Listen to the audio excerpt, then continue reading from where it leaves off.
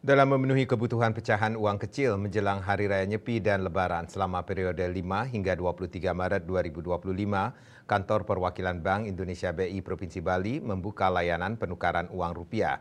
Kebutuhan uang kartal masyarakat dipenuhi bekerjasama dengan perbankan dan layanan kas keliling.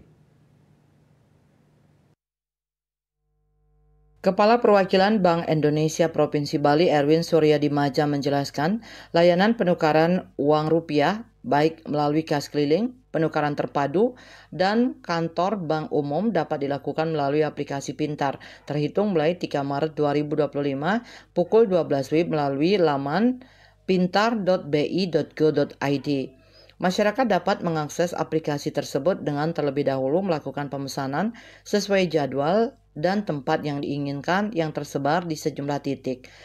Adapun layanan dan penukaran uang rupiah khususnya menjelang Hari Besar Keagamaan ini dilaksanakan bersamaan dengan kegiatan Sinergi Edukasi dan Penukaran Uang untuk Masyarakat Bali Serambi 2025 yang dibuka secara resmi oleh Gubernur Bali Wayan Koster. Sinergi ini menekankan edukasi mengenai ciri keaslian uang rupiah dan perilaku bijak berbelanja sesuai kebutuhan hingga edukasi untuk menabung dan investasi.